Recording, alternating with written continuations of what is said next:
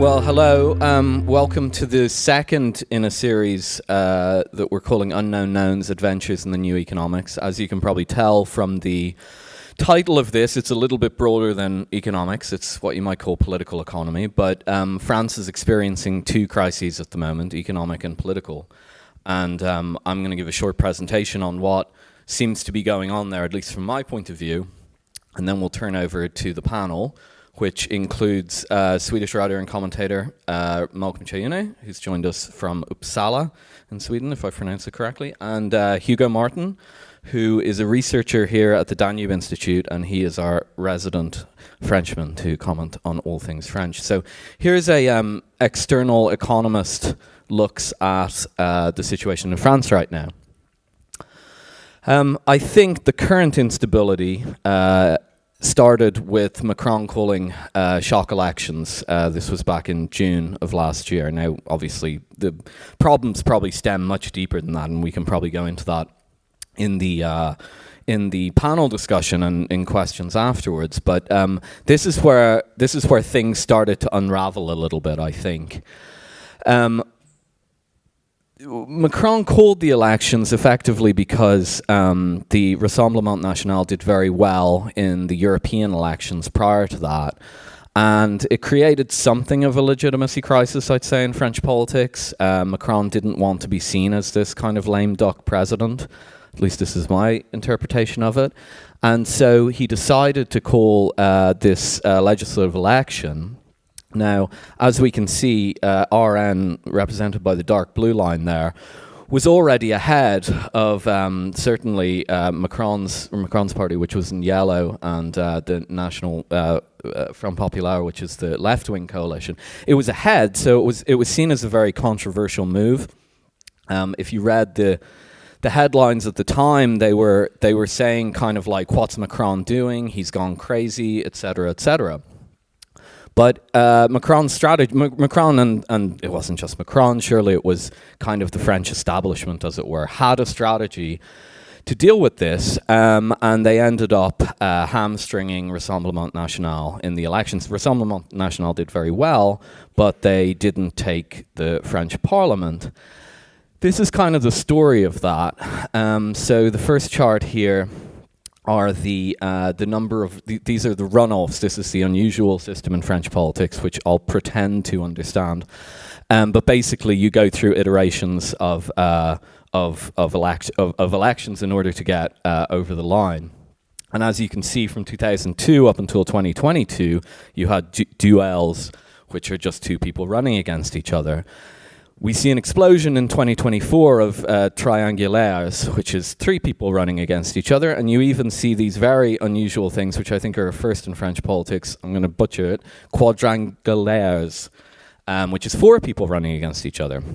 And so what this chart represents is that there was a massive kind of breakdown, in a sense, of the French political system. It was an engineered breakdown, obviously. The establishment effectively ensured that there were candidates in various seats that would split the vote, I suppose you could say, in this way.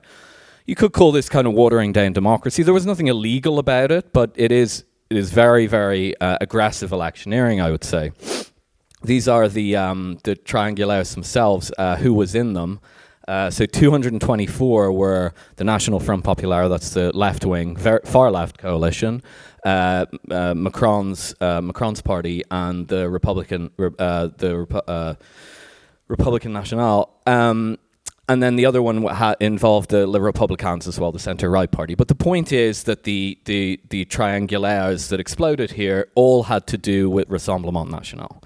The idea here was to water down the vote in a bunch of different districts to make sure that Rassemblement National didn't get over the line. This was actually, I'd say, it hacked the election effectively. Again, it's not illegal. We're not saying it's a fraudulent election or anything like that. But it was hacked, and this was the Financial Times the day afterwards. One paragraph admitted it. The Rassemblement National's chances were also dented by deals made between centrist and left-wing parties to withdraw their respective candidates from runoff so as not to split the vote. The tactic, long known in France as the Front Républicain, asks voters to back parties they do not usually support in order to stop the far right. That's a little bit of a watered-down thing of what actually happened. We just saw what actually happened. But the other thing to note is, this is why this is even more kind of politically controversial, at least to my amateurish eyes, than you might think. And that is because if you see here, these are voter turnouts in these elections. There's a massive jump in 2024. Now, it goes back to kind of mid-90s levels, but it's a big jump. So there was a lot of political interest around this election. This wasn't an election driven by apathy. This was an election driven by more French people coming out to vote, and electioneering went on to effectively stop one party from getting that vote.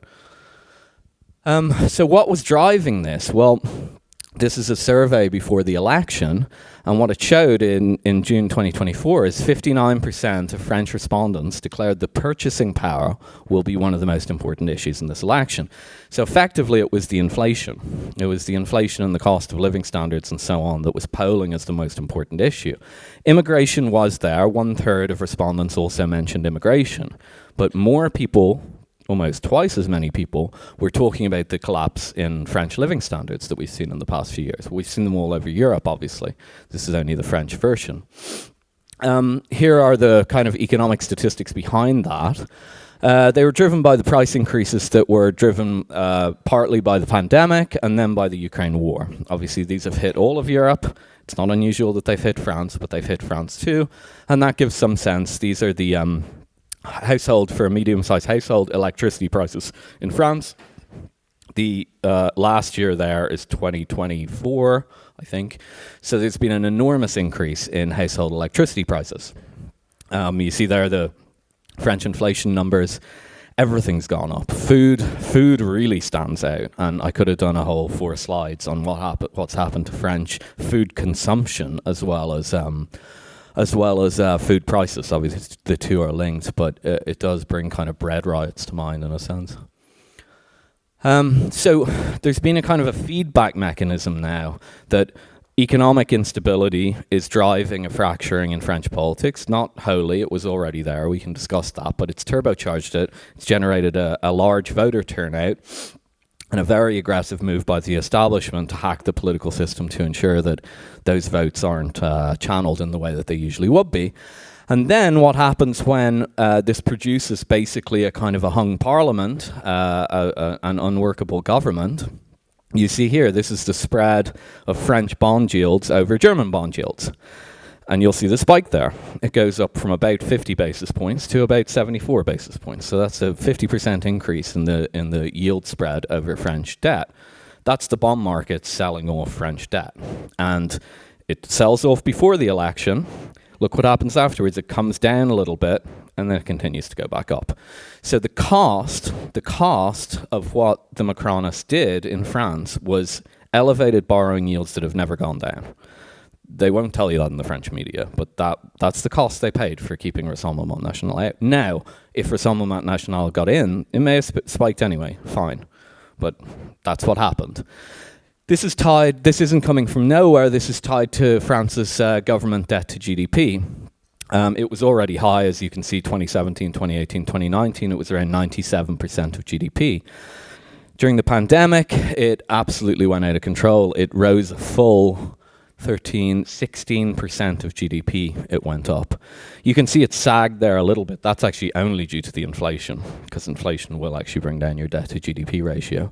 But you can see it starting to tick back up in 2024, which is the forecast there in grey.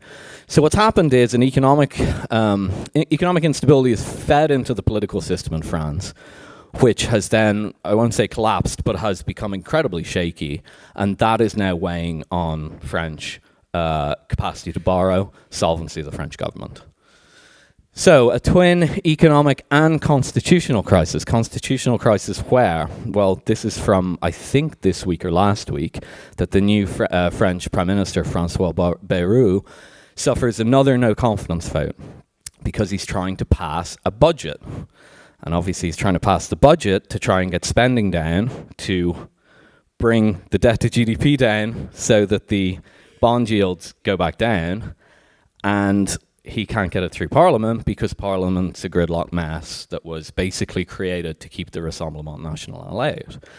So he is currently he's used Article 49.3 of the Constitution to pass aspects of the budget by force. These are emergency budget measures.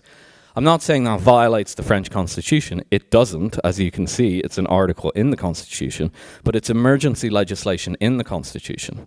And so I'm not saying that they currently have an actual constitutional crisis, but that is the last step in a process before a constitutional crisis. And so I'd highlight, for those who know history, the Comte Rendu au Roi, which is the report by Monsieur Necker in 1781 to the French king, stating that there were serious fiscal problems in France. This obviously precipitated the events that led to the French Revolution. I'm not saying there's going to be a revolution. That's what we're going to discuss in the panel. We want to discuss revolution, viability of the Fifth Republic, and where France is going to go from here. But I just highlight that these are real hard problems. They're not problems that can be solved easily. And they're creating political gridlock that, to my mind, seems quite intractable. So I think that's it. Should give you some idea of why we're having this event. And now we can turn to our panel. Maybe Malcolm, will start with you, just kind of general impressions on the presentation and on the state of France. Yeah, let's see. So this thing is on. Great. So, obviously the problem faced by France right now is very serious, but it's kind of it's the same story in pretty much all of Europe. I would not necessarily say that my own Sweden is particularly revolutionary, like there's no alternative in sight to the current order, and like the Sweden Democrats are now, part of the system essentially. But the same sort of tendency is playing out everywhere, where all political efforts are being devoted into making sure that no changes happen, which is what you essentially described, like increasingly desperate tricks to prevent anyone from, having any sort of outside suggestions. And we saw the same thing in Germany with the German political system has essentially said that any vote, like AfD, are not going to have any influence unless they get 51% of the total seats in parliament. That said, I think this, what France is facing is kind of this is a crisis of Europe in a sense. And we, before the panel started, we're talking a little bit about how, in a sense, France should be prepared for sort of a post-American Europe, or a Europe in a time where the American world police global order, that system is broken down and a new alternative needs to be found. Because, as you pointed out, France has Gaullism, which is its own sort of innate tradition here. Maybe you can sort of expound on that, because I have some thoughts regarding why Gaullism is not coming to the fore very clearly right now. Well, to start with, is this working? Yeah. Okay. To start with, you call this a European crisis rather than a French crisis. Funnily enough, my thoughts when I saw the results of the German elections was that the German Bundestag right now looks a lot like the French National Assembly today. That is to say, a division between one-third, one-third, one-third, left, center, right, such that, I might say instead that the European crisis looks a lot like a French crisis. Before elaborating on Gaullism, I wanted to say that this is not quite a constitutional crisis, as in, you could call it a constitutional crisis because the constitution is not being questioned, but the use of it is being questioned. Of course, Article 49.3, it's been used a lot by a lot of governments, which the way it works is that the government engages its responsibility before Parliament. So unless Parliament is willing to censor the government and cause more turmoil, the law passes. But extreme recourse to this, and Bayreuth's last recourse to this was very casual. He gave some almost snarky remarks while he resorted to it. So the fact that it's becoming routine, indeed, is pointing to the idea that eventually, you stretch too much and maybe the system's going to break. Well, could be more developments of that. Gaullism. Well, that's the doctrine of Charles de Gaulle, who was president of the Fifth French Republic, so starting in 1958, which he created after saving the Republican system, because the Fourth French Republic in 1958 was extremely parliamentarian, and the government could not function because the government kept getting censored by parliament, such that at one point you had turmoil in Algeria because you already had agitation for independence by the Algerian people who were under colonial occupation. And at the same time, the French colonial army did not want to withdraw. So the French garrisons threatened to drop the paratroopers on Paris and install a military dictatorship. And in order to prevent that, Charles de Gaulle came in and he installed a system of government, so the Fifth Republic, in which you had a strong man. So against parliamentarianism, it had instead a presidential republic. Now on to what you mentioning a word about America. Well, what makes Gaullism relevant to that is that Charles de Gaulle was very much a pain for America, for the Western Bloc, the NATO bloc, because he would always stand up to American leadership. He retreated France from the integrated command of NATO. That is to say, he did not want any NATO, US troops in France, and he did not want the French army to have to fight with NATO, which was actually only President Nicolas Sarkozy brought us back into that. So we had that doctrine all these years. And, basically the idea was that Europe, France and Europe should have their own power and not be led exclusively by the United States in the West and by the USSR in the East, although under, the Warsaw Pact there was no choice. So it was mostly Western independence. Essentially, this is already in the DNA of French politics and very strong in the DNA of French politics because de Gaulle is sacrosanct today. Everyone claims de Gaulle, right? I think someone who was close to de Gaulle once said, everyone has been, is, or will be a Gaullist. So it can be reactivated. It's very handy in this situation where we see Merz, the new Prime Minister of Germany, who seems like willing to separate from America and have Europe lead itself. Yeah, the interesting thing here is if we talk about all of these particular complaints that electorates are having, with living standards, this is very obvious. A lot of this inflation, increase in energy costs and so on, has been triggered by the Ukraine war, and the position of European leaders up until basically the 2020s, early 2020s, was generally speaking that we have a European interest here that is separate from the American interest.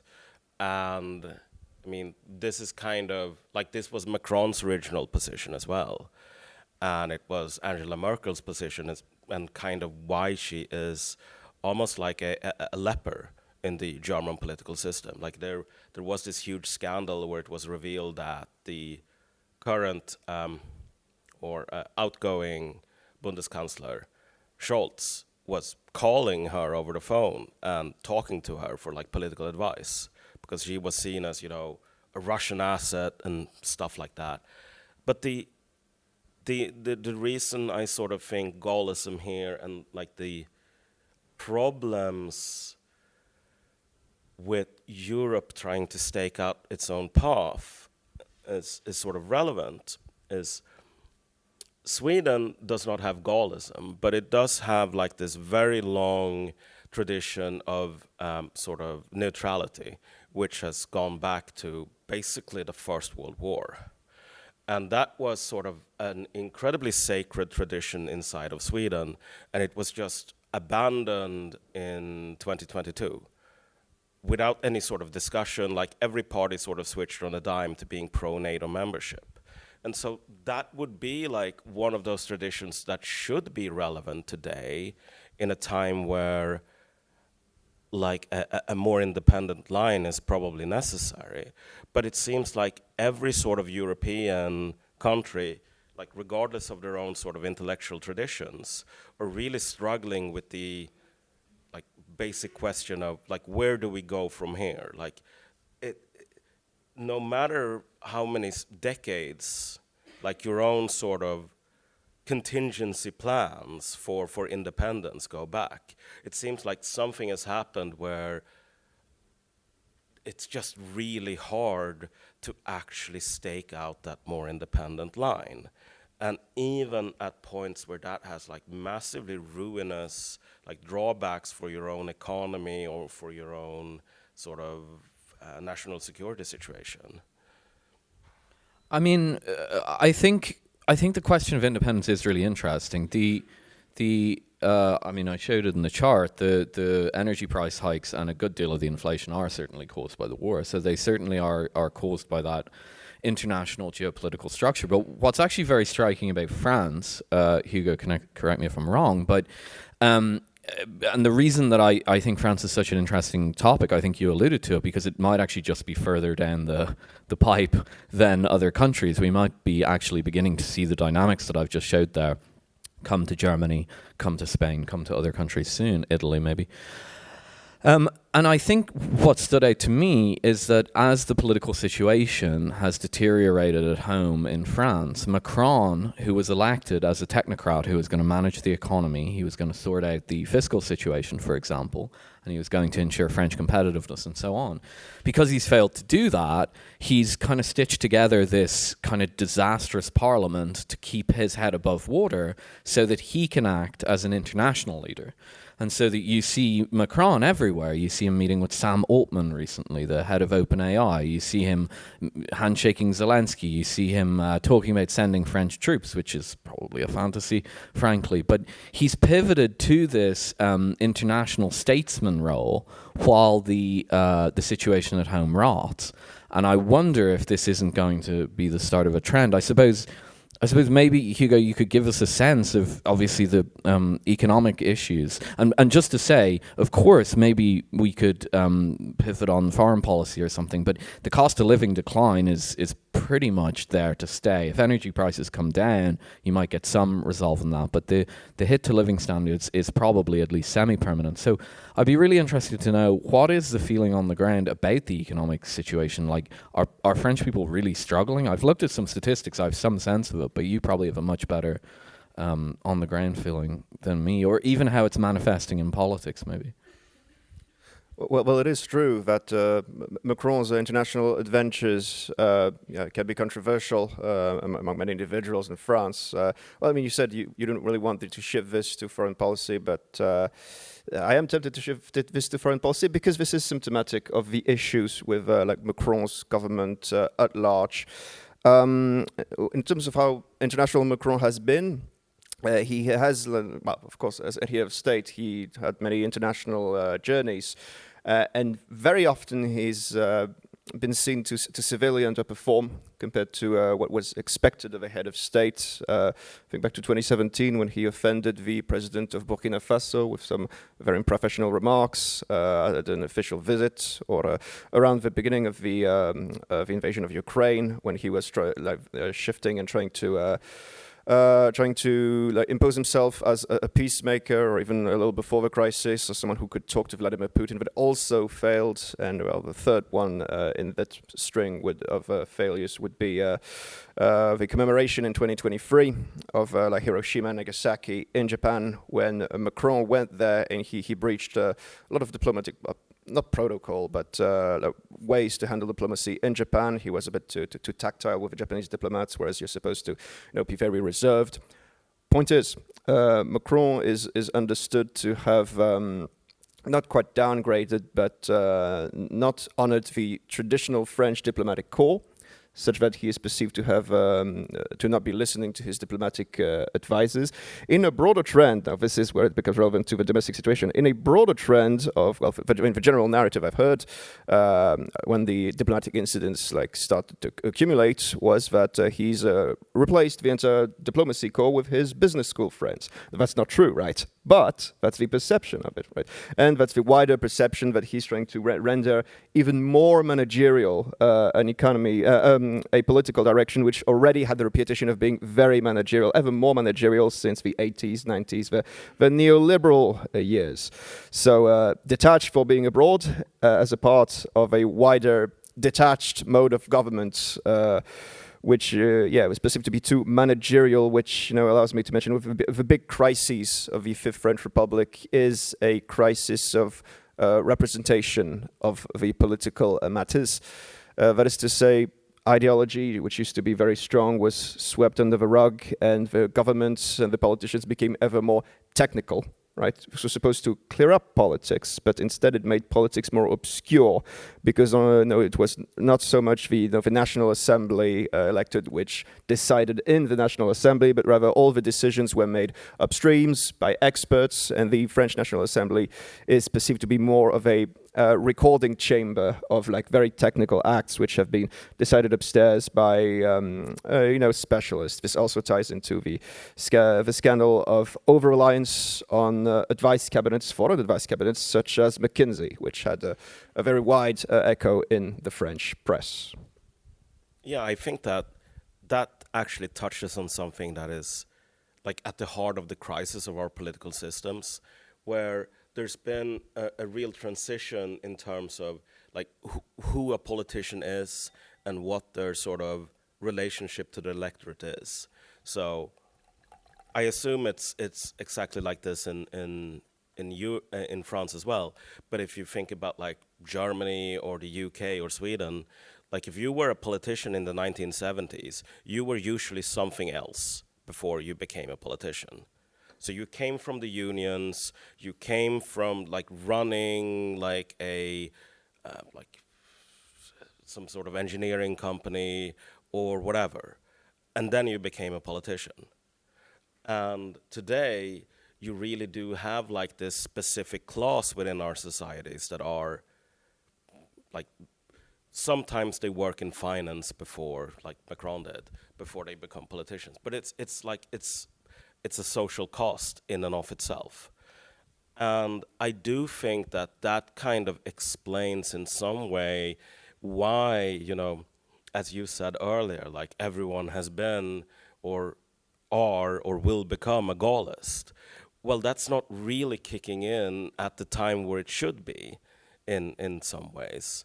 But I do think that the problem right now is just that if you want to stake out an independent course from the Americans, you could probably do this with the old politicians who were rooted in a national economy. But if you have a class of people who are sort of rooted in this very sort of very ephemeral internationalist system, where people are kind of, in a way, very similar to the old nobility in the Middle Ages and sort of the early modern period. If you were a German noble, you might not even speak German. And as late as Tsar Nicholas II, he was kind of mocked for liking to speak Russian, unlike most other Russian nobles at the time. You had a much more sort of international ethnicity almost as a nobleman, and that is kind of one of the problems that sort of prevents us from actually pursuing a national interest, I would say. So I think you're probably describing a general problem that we're all becoming increasingly familiar with. The Trump, attacks on the deep state and so on speak to this. But maybe you could say something, Hugo, about how the professional political class are viewed in France. I don't just mean within Paris, I mean within the broader country. Well, there's a very well-known anecdote on the French political scene about that. In recent elections, so the Socialist Party has been extremely flimsy, like failing. So they've been looking for other leadership ever since the presidency of Hollande, who, by the way, yes, who had made Macron his minister for the economy. That was Macron's way into politics, and from the Élysée, you could say he devoured the Socialist Party from the inside, and then catapulted himself into the presidency, even though he had been elected nowhere before, which Hollande had been a mayor, Sarkozy had been also an elected official. Most, if not all of the previous presidents had been elected officials before, so very, very novel. But what I wanted to say was that when the Socialist Party was failing after the departure of François Hollande, one of the politicians who came to pick it up, his name was Raphael Glucksmann. And he was the head of a new center-left movement called Place Publique, so public place. And of course, when someone enters politics and they were not into politics before, usually what the journalists do is they look for dirt on them, right? They go through the media and they find controversial things they've said. Well, the controversial thing, which André Glucksmann said and which would never leave him for a couple of years, was on national television. I don't know if he was really into politics by then, but he was talking about his status as a man of, the upper class, the elite of France. And he said, verbatim, I feel more at home in New York or Los Angeles than in Picardy, so the region in northern France. A shocking thing to say. He probably didn't think he was going to be an elected official when he said it. But extremely telling. They are detached, indeed, like the nobility, and because they are they have been brought up into this ever more integrated and globalized world by the schools they attended. It was around in the 80s, 90s, where I mentioned neoliberalism was all the rage, where it was decided, okay, we must get on this international commerce, we must get on these international models of business, which must be very similar in order to function together. Logically, in order to do that, you have to do your MBA in the United States, in one of the big cities in the United States, not the flyover states, of course, right? And you have to hold the various, offices, most of them in the private sector, internationally. But this does create a sociology which detaches you from the electorate. There is this extremely deep feeling in the regional electorate that they are not represented by the Paris elites. In fact, there was a map, I think maybe it was the 2017 presidential election, or maybe it was the legislative election, but you could really see that because you had the Île-de-France, so the Paris area region, which, they were colored yellow or red, depending on if they voted for the center or for the left. And almost all the rest of France was dark blue. Almost all the regions voted for Le Pen, for the hard right bloc, right?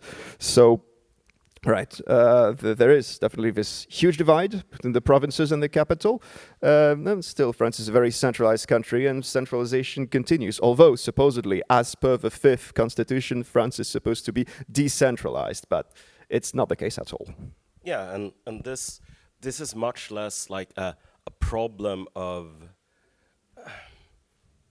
choice for these people. No, this is the water they swim in.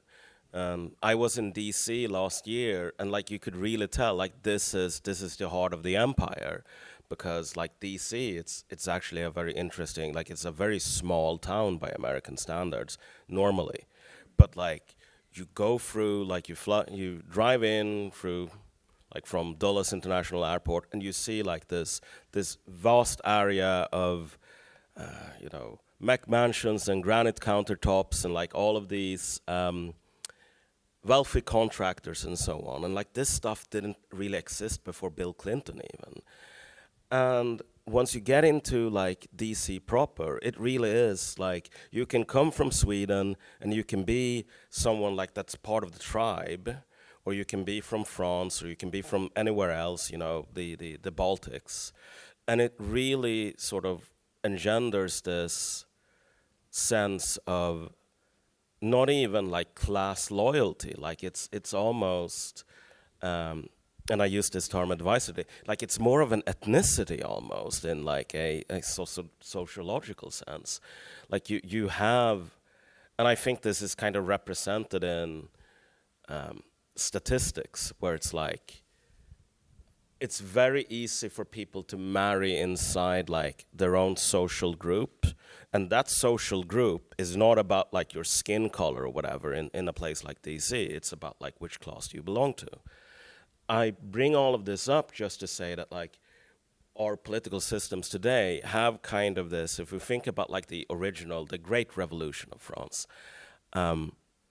in a way, this was about like the further state smashing the old and broken system where essentially the first and the second estate were enjoying like archaic legal privileges that basically you couldn't run a country on. I do think that we're not really in exactly the same situation, but we do have something similar in that the class of career politicians are so dependent on this international system that has only existed for maybe 50 years. That like they can't live without it, like they won't exist without it, in a way like that. You know, if you had a national political class, which went to like domestic schools. This is a growing thing in China, by the way. Like if you want to get anywhere in Chinese society today, like it's a demerit if you are a part of these like international circuits. They actually today value people who went to school in China. Just because, like, okay, you are a Chinese engineer, you are an engineer who is rooted in China. Like, they see that as a significant plus. And if we had a system like that, like, that would mean that this political class would no longer have any place. And I do think that actually getting to a point where we are capable of producing our own sort of actually domestic political classes is going to be a challenge. Like, I think France is going to be perhaps the country leading the way here, because I think this development is inevitable. But it definitely is something that's going to have to happen. Well, okay, what is a class group that masks as an ethnic group? It's an aristocracy, obviously. Yeah. I mean, that's effectively what you're describing. I don't think it's an inaccurate assessment. I mean, these, the people we're talking about intermarry, and they intermarry internationally, actually, increasingly, especially in Europe. We have people who actually identify as Europeans now. They're kind of my age, or the oldest ones. I've met some of them. An aristocracy, no doubt. Of course, France has a day every year where they get out a guillotine and pretend to chop heads off. So it seems to me, I'd love to know the domestic take on it, how can a country that's really based on revolution in a much more profound way, and a revolution against an aristocratic class, how do they feel about having something that looks awfully similar and is also, in a very similar way, as I showed in the presentation, is driving the country into a dysfunctional economic state? It's not the same drivers, obviously, although war was a big component of the end of the reign of King Louis. But, how do people kind of put that together? How do they square the fact that it is becoming increasingly obvious that we are dealing with a quasi-aristocratic class, and, you have the Bastille Day every year? Well, there are some activists pretty far to the left who are very keen on the image of the guillotine these days, not to name names. As for the general population, well, I mean, rather than, a violent revolution, I don't see violent revolution taking place in France anytime soon. I think that those very specific circumstances that led to violent revolution time and again in France, I'm not sure those conditions are reunited today. People, out of anger, people would rather vote for the anti-system candidate rather than take to the street violently. We have violent protests, right? But so nowhere near the 19th century, where it was routine for tens, if not hundreds, of protesters to be shot by the army, like every protest. Meanwhile, today, almost no deaths. In fact, it was shocking, and it caused like UN and Council of Europe denunciations when the pensions reform demonstrations were repressed by the CRS, that is to say the anti-riot police, and 5 people were mutilated. That caused a riot, right? That didn't cause a riot; it caused a scandal. The riots where people were mutilated for going to the riots call a scandal, and when someone dies, it is a huge scandal, but it doesn't erupt into a potentially revolutionary violence. As for like what could essentially guillotine the Fifth French Republic as a system, I mean, I would rather say perhaps either the left, led by Mélenchon, who is the strongman of the left today, and it has been his platform to make a Sixth Republic come about for a few elections now, which would be a more parliamentary republic, which is another issue because like the Fourth Republic died of its own over-parliamentarism, so the idea is, okay, this time we'll get it right. Or maybe the Fifth Republic could be like destroyed, you could say, by Emmanuel Macron himself, who has been, you highlighted his very novel character. He has been described by a French constitutionalist professor, Pierre Avril, as having systematically deconstructed the Fifth French Republic in order to assert the novelty of his mandate. And in so doing, he challenged some of the very foundations of the Fifth French Republic, which is especially popular sovereignty, and that the people must always have the last word. As soon as de Gaulle did no longer have a relative majority, so when he lost the 1969 referendum, he immediately stepped down. And ever since, the Fifth French Republic is supposed to be led with a relative majority. In 2022, after the legislative elections, Macron had a majority of I believe 43%, so below below half. So already by de Gaulle standards, he should have stepped down. After his snap elections, it went down to 36%. And so the left coalition, which organized like at incredibly fast speed, because it was also a very contentious point, the way he dissolved the National Assembly, everyone only had 1 week to find candidates and to form alliances. So the fact that the left managed to, a very divided left in France, managed to get this new Popular Front and win the elections as this new Popular Front, which promptly collapsed thereafter. But still, at first, they won the elections, but Macron did not acknowledge that, right? And he also did not acknowledge the right. That's why he called the election in the first place. So Macron has thwarted at least like popular sovereignty, which is a fundamental of the president's power in the Fifth French Republic.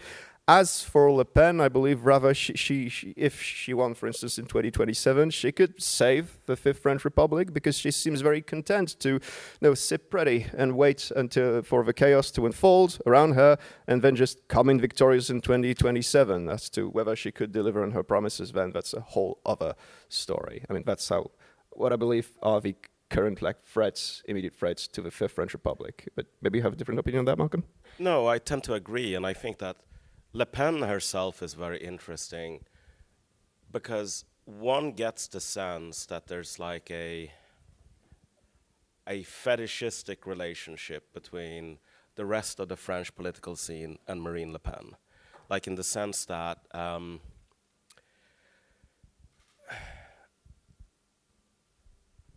what exactly is the big to-do about, if I'm being brutally honest? Like, I've seen this dynamic play out closer to home, where it's like you have this party, and it's identified as like the most racist, fascist, evil, Nazi, whatever. And then you ask them, okay, so what's so bad? Okay, well, they want to cut immigration. Well, yeah, that's part of your program as well. Yeah, but we're not cutting it in a really evil way. Okay, but you're cutting it just as much as they are. Yeah, but it's the thought that counts. And it's like, is it really though? Like, if you can't identify any sort of like material difference in politics and just say, well, okay, we're not actually different, but it's like we have to keep our political system going around this opposition. That to me says that like this is sort of what's the word? Like it's a kind of a displacement going on, because Le Pen, maybe you can correct me, but I've never heard any sort of like really, there's been some flirtations with like leaving the EU. That's not really relevant anymore from what I understand.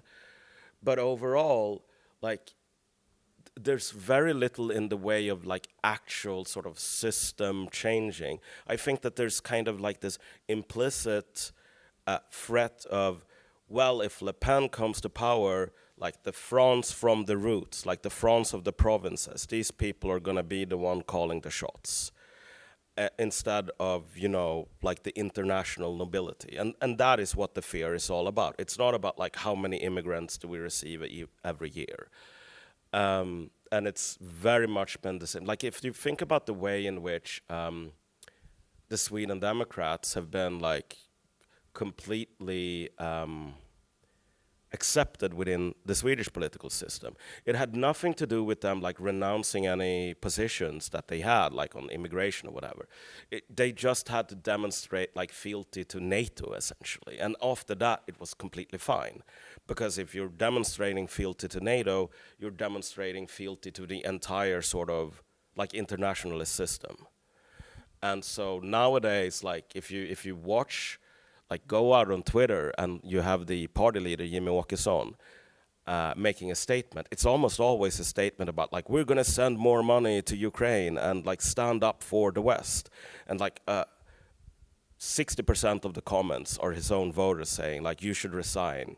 Like you are a traitor. Like when will you start? Like it's called the Sweden Democrats, not the Ukraine Democrats and so on. But like that kind of gets at the problem with like like the villains of our political systems are not villains because of material politics, but because they represent like a sort of tantalizing or horrifying implication of let's shift the political sort of voice from one social group in our societies to another. And eventually they tend to get disarmed by just kissing the ring, essentially. Yeah, I think what you're saying, like everyone can restrict immigration as long as they do it in the right way, even if the numbers aren't different. I think like what's actually behind that we're increasingly seeing. I think maybe 5 years ago this stuff might have still been believable. At this stage, it kind of looks like you didn't go to the right university and learn the mythology of the genesis of Europe. I think that's basically what you're saying. Like, you haven't been sufficiently insulated from Nazism in 1945 or whatever. And then if you can kind of show that you have been sufficiently insulated from that, you become part of the class. I suppose the reason I'm framing this, to speak to your point, Hugo, as kind of a revolutionary situation isn't because I'm saying that there might be a violent revolution or anything like that. And in fact, at the end, maybe we'll talk about what's happening in America, because I think a revolution is taking place there, and it's non-violent, at least for now. It's more so because everything that we've said has a very strong kind of social class conflict dimension to it. Now, it's not the old proletariat versus the capitalist class. It's not that. It actually looks a lot more, what we're saying, it looks a lot more like aristocracy versus the hoi polloi and so on. I suppose since we don't have infinite time, I'd just like to kind of get a sense from you. The economic problems are actually very serious in France. They're not make-believe. They're not something that's just being batted around. What are the... From the outside looking in, my sense is that the French elite, including the populace, aren't really taking these economic problems seriously. They're putting a Band-Aid on, as you might say, with these minor cuts to the budget and passing through an emergency budget and so on. Is there any actual credible discussion in France about the economic problems, or is the whole country subsumed by this political situation? I mean, that would depend on whether you believe austerity is a cure-all. If you believe austerity is a cure-all to all our fiscal problems, then yeah, the solution is simply for Bayrou to harden his heart and use 49.3 all again and again and again until we have an austerity budget and everything is fixed. But we've seen last time around that austerity actually, I do believe you're the macroeconomist, you correct me if I'm wrong, austerity in the long run, actually diminishes you have the returns like the revenue of a state. So thing is maybe unless you want a permanent decline in living standards like Greece. Right, unless you want a permanent decline in living standards like Greece, exactly, right. It's the opposite of like Ibn Khaldun's opinion that what he explains that at some point, the more you tax, it's not the more you tax, the more you get. When you tax too much, you start seeing diminishing returns. So that's the opposite of that. Well, I mean, your idea that is there a serious debate about other serious solutions about fixing our fiscal issues? Again, like when Macron did the pensions reform, it was exactly in that spirit, right? To add 2 more years so that people work 2 extra years to align us on the rest of the EU, but also because we need like more money to go to the state. Riots is one of the big political crises we had recently. Well, this is something I wanted to. Sorry to interrupt, but so just okay. For non-economists, pension reform, I'm going to tell you the truth because economists just lie about this. Pension reform is nonsense. It doesn't do anything. 2 years shaved off the pension age makes almost no difference to your fiscal trajectory. The reason that you have those problems is you've had a low birth rate probably for 40 years, okay? So it's a sort of a symbolic gesture. And this is kind of what I'm getting at. You're right. It generated riots. So, like, this is where we actually get into the meat here. If you wanted to make a substantial fiscal dent in France, you'd have to do something much more dramatic than that. Yeah, it caused riots, so that's the consequences on the hoi polloi. It caused riots, but the expected consequence on the international nobility, you could say, is that the finance markets would be reassured by this, and then put more money, more of their trust into France. Right? This was the move in a way, right? This is this impossible balancing act because you can never give, if you give the financial markets as a French state a fraction of what you would need to stabilize our deficit, then you would get huge riots in the street, right? The French welfare state cannot be negotiated. Can be negotiated, but only it's very difficult. The argument that we must standardize, we must align with Europe because the age of retirement is much higher in the rest of Europe does not work with the French people. They say, well, they let the state do with them whatever the state wants. And in fact, you've heard international echoes. That was the saying at the time of the Yellow Vest protest and the pensions reform protest: "Be French," right? Do more of what the French are doing. That was a slogan, right? So. As long as the French people are the French people, right? Maybe there is no way out of this. That's a way that would work for instance, I know the German people. Yeah. And Malcolm, we've discussed quite a lot about how a lot of these kind of economic reforms around fiscal issues are kind of just simulacrum, or they're kind of just a bit fake. Maybe you have some thoughts on it. Yeah, I mean, I think we can separate this in we have Europe and then we have the US, and here the problems are kind of similar on the surface, but quite different in terms of the political implications. So in the US, for example, you have this entire massive drama around Doge and all of these the bureaucratic revolutions and so on. And if you look at the money that's actually being cut, the top line figure was something like $50 billion in a month in savings.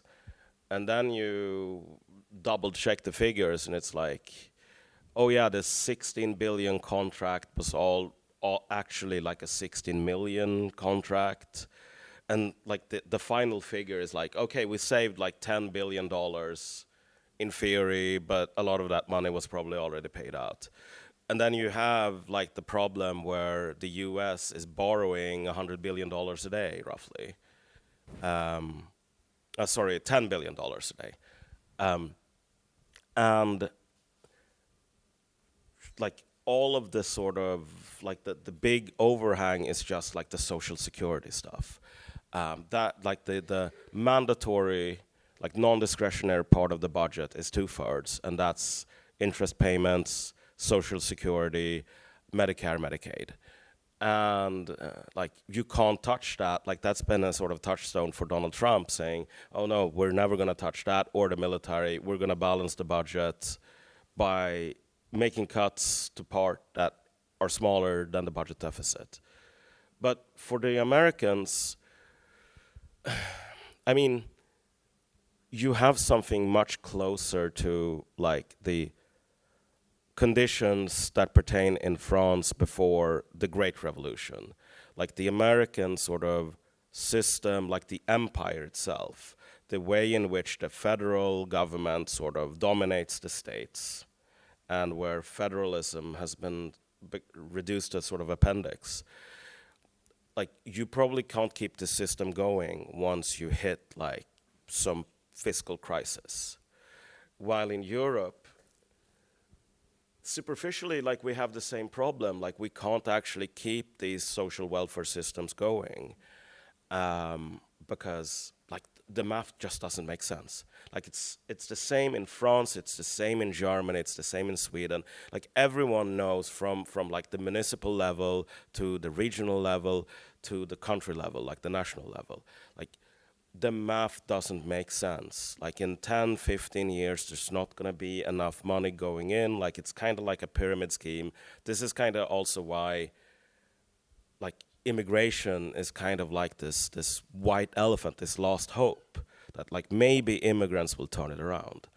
But if putting it this way, like, if the pension system collapses and is replaced by something else, like, is the future of France or Sweden as like national entities really in that much doubt? And my thinking here is like probably not in the same way that like the future of like the American empire or like America in its like current shape is in doubt. Well, actually, so from what you've been saying, it makes me think maybe I want to go back on what I said, that maybe French people will never accept like a change in the welfare state. Actually, now that I think about it, I'm hearing something of a different tune slightly these days, led by liberal, classical liberal, so economic liberal thinkers such as Charles Gave in France, and this discourse about there are too much taxes in France. It used to be a discourse that could not penetrate the mainstream, but with such issues as the overseas, like cutting of US aid, with the idea that all that money is going to nonsense causes, is essentially money laundering. That's an oversimplification, of course, right? But at the same time, allegedly, it's an oversimplification. But in France, there is also this phrase you hear very often, which is "Où vont nos impôts?" Where are our taxes going? What are they being used for? And often the right will attack dominant left cultural productions, saying French cinema is bad, saying French cultural funds are used for nonsense causes, for nonsense events. So maybe, yes, perhaps a more like liberal tax cuts, classical liberal tax cuts discourse can penetrate in France like today, can enter the mainstream. It would have been perhaps not very thinkable a couple of decades ago, but it is becoming more possible. Yeah. And Philip, you pointed out that like one of the problems here with the lack of like the low population growth, like the sort of negative population growth, like what that engenders is basically a dynamic where if the old sort of playbook for the left, I've made this point several times to people in my own country, and that kills all discussion. Like, people just walk away like without saying anything. But like, as long as you have like positive population growth, you can always sort of do the greatest hits of the left by saying like, we have to defend the social welfare system. But the moment you enter this sort of demographic death spiral, like, you are basically defending a tyranny on the young on behalf of the old. You're basically like, it's these systems become inherently like unsolidaristic, because if you're a young person, the deal you get, like the trade-off is, you pay all of your taxes, you probably won't have money to, buy a house or start a family, to pay for old people so that when you're old, you're gonna get nothing. And at that point, like, if you're a person of the left saying like, I want to fight for, social justice, that's not a particularly just system. Like, that is a system that basically is for the individual getting the bad end of the stick, like the short end of the stick. Like, it's just deeply unfair.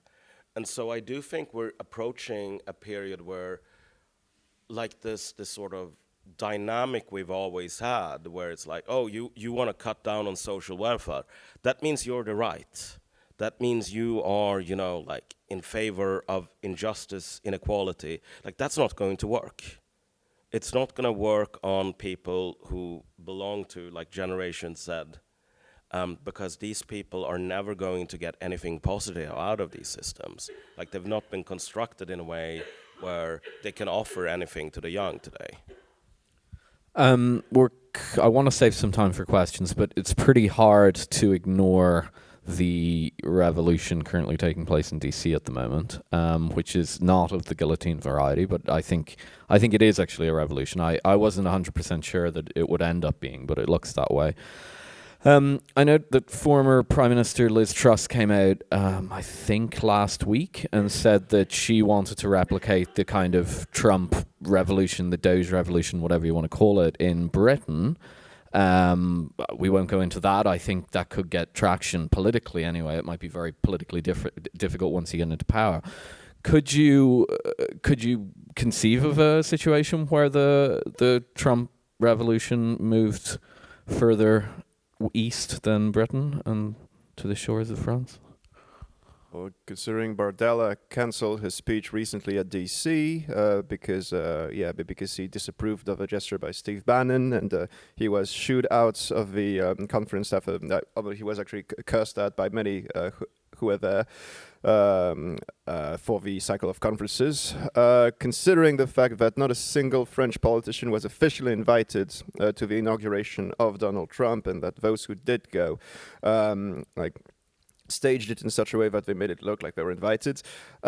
Maybe further east elsewhere in Europe, but there is currently a divide in France about whether we should go for Americanism or not. In fact, before Bardella went to DC, he had showed signs that he was interested in what Vance was saying. He was interested in the Millet style, so DOGE and chainsaw approach to cutting down the government. He was told off by Marine Le Pen for that. Le Pen insisted that no, we are not the victory. We should curb the enthusiasm of our electorate after the victory of Donald Trump, and the French economic system should remain Colbertist, that is to say, statist, with some openings for the free market rights. As far as France is concerned, no, I don't think so. Hungary could be very likely because of the very strong ties between Viktor Orban and Donald Trump. But I can speak for France mostly, and I am not convinced at all that the current revolution ongoing in DC could be replicated in France, given the current politicians. Just really, okay, so maybe not, and remember, we are taking into account here what Malcolm just said, that Trump is not actually going after the social welfare spending. Now, that's a separate issue. Maybe it won't be a fiscal revolution, but I think the revolution as it's playing out in DC might not fix their fiscal situation, but it's fundamentally clearing out what we might call the aristocratic class in DC. I mean, that is clearly the target of it. So can you picture something similar from the provinces in France? For the provinces, going back to the classical liberal in chief Charles Gave, he does believe that those economists and intellectuals who come from the provincial universities their time will come, because his argument is that those who came from the great schools and the business schools have been doing a very bad job, so eventually they will be taken away from the political scene, and the people from the provinces will get in power. But then it's anyone's game, because also in the provinces you have it's more free market, or it's more statist. It will be a war of which faction comes out on top, much like what is going on in DC right now. Well, that's what all revolutions ultimately are. You'll find often that revolutionaries, when they get in, reimpose the gold standard and engage in austerity. Usually revolutions don't have a very coherent aim once they get going. But yeah. Malcolm, do you want to add something, and we'll open up the questions? No, I think that this is one of the most interesting things about like what's currently going on in America. Like you're seeing it in a very inchoate form right now. It's still very early, but like that's been one of the sort of sub-themes of like the Elon Musk dog revolution, where they've done these profiles on some of these kids, and they're all just like random, like teenagers or 20-somethings from, you know, like random irrelevant state schools. And it's like, well, you know, we have this massive, you know, reserve of like smart Americans. We don't have to rely on the international circuit, like, or the aristocracy. I think that's actually true. I think that like these systems, educational systems and so on that we have in the West, they're not about like selecting, refining like the best talent and so on, or like if you don't go to Harvard, like you don't really have a like that means like you can't think. Like these are social like selection processes. They're basically limiting they're there to limit access to a specific like political class, and you can only get in if you know the right signs and if you show the right loyalties and so on. So anyone who wants to, and I do think that there are at least like attempts in this direction, like if you wanted some sort of cadre of, you know, intellectuals or whatever, you could find them in, you know, so-called flyover America. Like there's just like demographically, like statistically, there's a lot of them. And so would this happen in countries in Europe? Like, yeah, possibly. Like the opportunity at least exists, as long as people are sort of willing to, like if you think about the original French Revolution, for example, like the problem or the sort of what happened with the French Revolution was just that like the floodgates were opened. Like suddenly all of these positions that were locked to the nobility, for example, inside the army, were opened up to commoners. And that did not necessarily lead to like a decrease in quality. Like someone like Lazare Carnot would never have gotten anywhere like in pre-revolutionary France. He would have topped out a captain. So I do think that like we're seeing the early phases of like a struggle between, should we maintain this like internationalist class or try to develop like a not even a national bourgeoisie, but like a national political cadre. I mean, I would simply add that sure, like the revolution like allowed, for instance, more communists to enter into the army, but for over 100 years, commoners were ever more common, like in the upper strata of French government, because after the Fronde, so when the princes opposed the authority of the child king Louis XIV in the mid-17th century, Louis XIV did everything to weaken the nobility. One of those things was to build Versailles and make sure the nobility were always under his watch, spending all their money for his lavish parties. But also, he introduced commoners after commoner in important public offices, such as Colbert, back to Colbertism, Colbert, who was Minister for Finance and who was not a noble, all the way to Necker, right, who a Genevan banker, who became Minister for Finance and oversaw the collapse of the French finances, indeed. So I would say, yeah, in the same way that Macron was a part of Hollande's government before coming to the forefront, those who will come to a forefront, I mean, it's not just because the situation was unlocked, they've been preparing this for a while.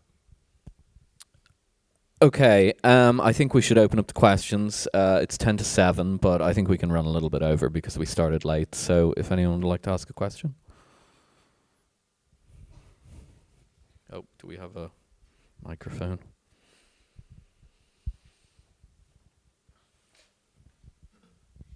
So thank you for this really great discussion. What's your take on Macron's recent visit to Trump?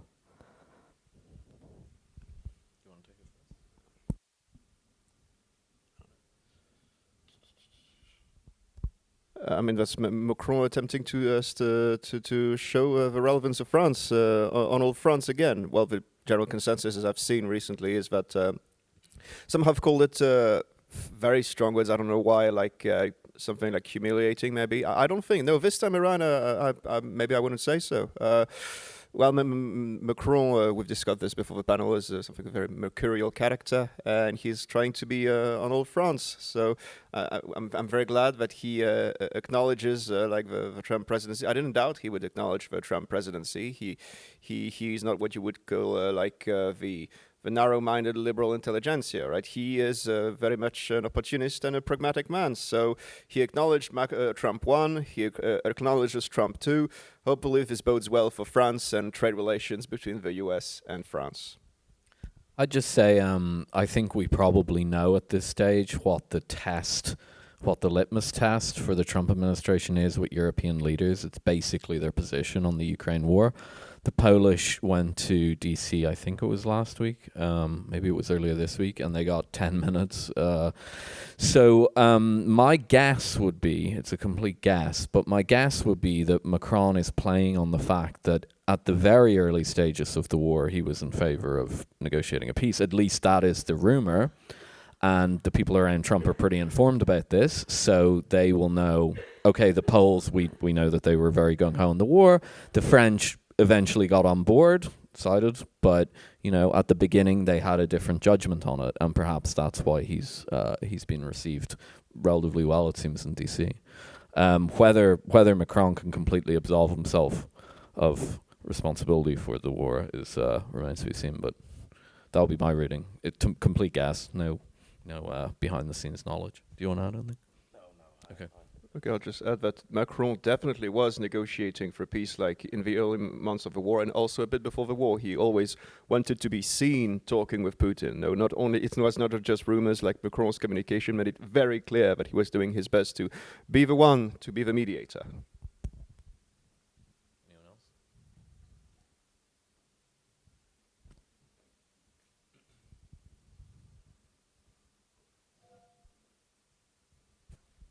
Quiet room. Well, I guess someone can just. Oh, there's a question right there. I'm wondering how you think about revolution, because when you talked about what you call the Doge revolution, it seems it's something different than what happened from below in France, like from the grassroots. And it seems like it could just be, we could talk about revolution as like a synonym for change, like very rapid change, downsizing of federal government in the case of the US. But I'm wondering if we're like, how we define revolution in the kind of different contexts. I mean, I always think of like the Russian, the Chinese, and the French Revolution as kind of archetypal revolutions.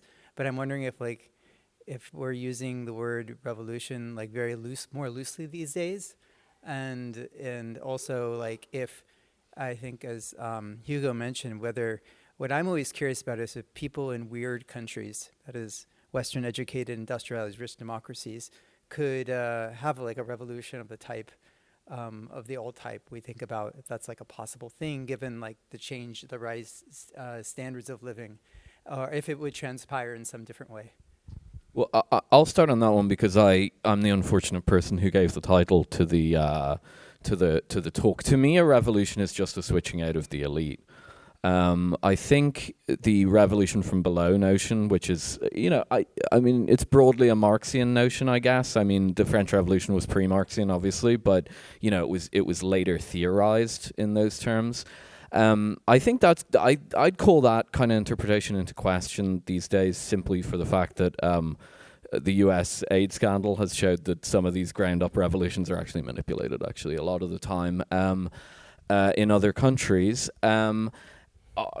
Is the kind of archetype of a proletarian revolution viable anymore? I mean, I'm open-minded that it could happen, but I just don't see much evidence of it. When you see these popular movement revolutions and so on, they often seem to be of the variety that I just discussed, color revolutions, let's call them what they are. But to my mind, revolutions are just a cycling of an elite, and who replaces that elite could be anybody, really. It's a neutral term. It could be representatives of the trade union movement in theory, even if they weren't backed by a popular groundswell, or it could be, 19-year-old tech bros who went to a state university. I think the really politically interesting question to me is well, first of all, can it happen? Second of all, will it happen? And third of all, what will the results of that be?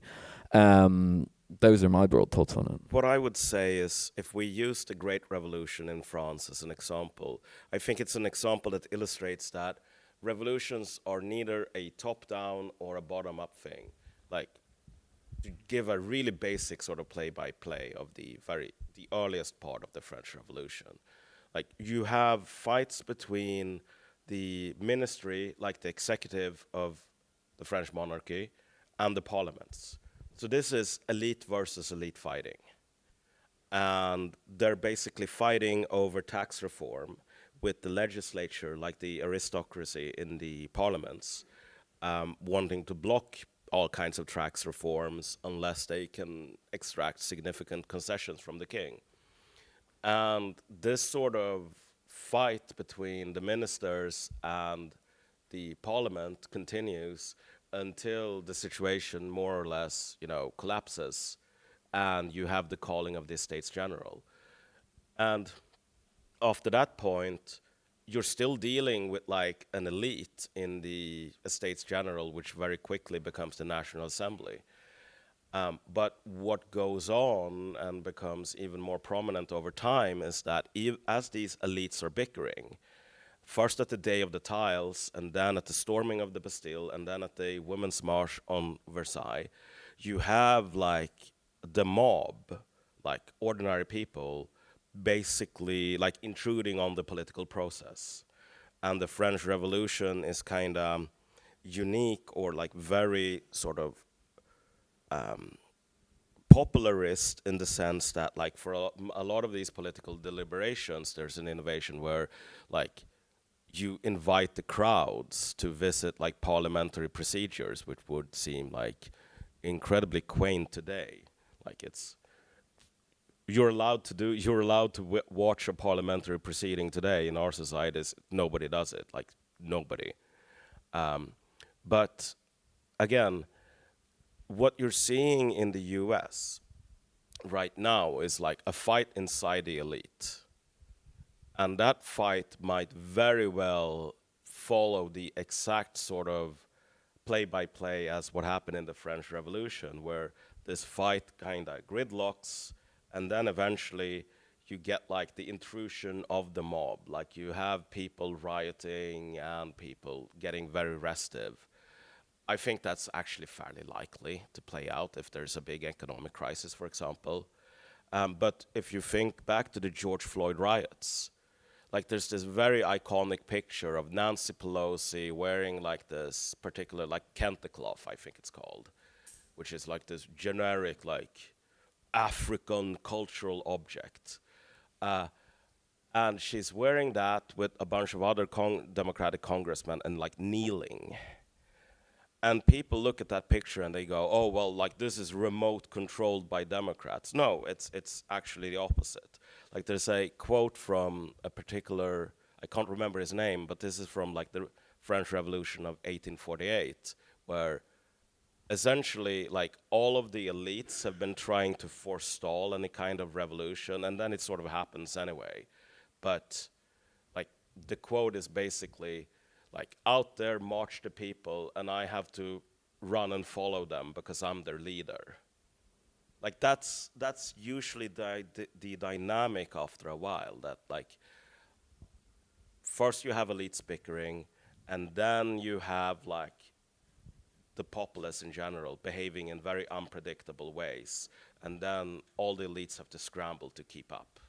And I do think like there's nothing saying that can't happen in the US, because that's exactly what happened during the George Floyd riots. Just really quickly, and I'll bring you in. I'd also highlight that often often revolutionary conditions come along when we might call them middle class types, usually lawyers and teachers and so on, aren't able to get sufficient employment, or the social system becomes too static for them to move up and down. I believe, correct me if I'm wrong, Hugo, Robespierre, I think, was awarded some sort of an award by King Louis before he decided to become a revolutionary. But he was obviously a pretty successful lawyer and orator in French courts and so on. I think Lenin was actually a professional revolutionary, but Stalin's mother... He was a law student, okay, and Stalin's mother wanted him to become a Catholic priest, I think.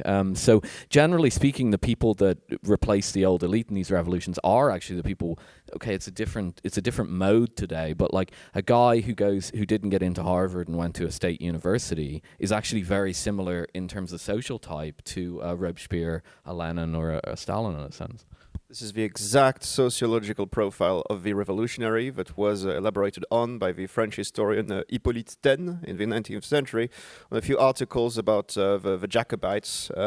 And yeah, he did say, the way he described it more or less is what you're saying. So people who have huge aspirations, but who believe they have not, the system cannot allow them to go as far as they would like to in life, and they would not be content with a low-end job. So either you build up that frustration your entire life, or you give revolution a shot, right? That would be the sociology of Robespierre and of many, many, many of the Jacobites as well. As for a people's revolution in France, I mean, the closest thing we had to that was 2017, 2018, the Yellow Vests, right? Whose reputation went around the world, right? But they were a very anarchic movement. They were disorganized, and they were deliberately disorganized. They did not want to have a head for the movement because... as a result of being sick of any and all politicians, right? But ironically, because of that, eventually, the movement, it was strong in the provinces. It went up to Paris, in which all the journalists were there, so it could be demonized. And also it was hijacked by all the parties. It was hijacked by the left parties. It was hijacked by the right parties. And it was already like losing ground, even though it had been very, very strong. That's a fun anecdote. At some point when the Yellow Vests were very close to the Élysée, reportedly there was a helicopter ready to spirit away the Macrons in case they broke in. But we will never know, thanks to the divine surprise of COVID and the lockdown. So, but yeah, very unlikely to have another such popular revolution if the Yellow Vest, which was the closest thing to that, failed. Unless, of course, economic upheaval happens, right? That redistributes all the cards, and then people you would not suspect might be tempted by leading a revolution, and they would be able to because the people are hungry. Anything to add, or will we see if there's another question? Look, I think that in our societies, and particularly in America, for a lot of reasons, you are likely to see increased, a backdrop of elites fighting other elites and political gridlock, and then random sort of social explosions that can't be predicted, and then the political classes and every kind of opportunist and sort of entrepreneur and scammer basically trying their darndest to sort of capitalize on the next explosion. If you think about the storming of the Bastille, I remember reading an interview with one of the people who partook in it, or at least sort of relayed and his sort of recollections of why he did it. And if you want to translate that into sort of modern Zoomer speak, he did it for the lulz. It was hot and stuffy and boring in Paris, and this thing was going on, so might as well. And that's kind of the ball game a lot of the time. The George Floyd riots are just the textbook example of how this stuff works in reality. Yes, there is a cause underlying it, and that cause is relevant for 5 minutes, and then you have this massive sort of mushrooming cloud of chaos and rioting and so on that's barely, people barely even know why they're out, except they're doing it kind of for the lulz, and it's stuffy because of COVID lockdowns, and they're sick and tired of the politicians and so on. we're entering like a real like restive season here for both European and American politics. Any other questions?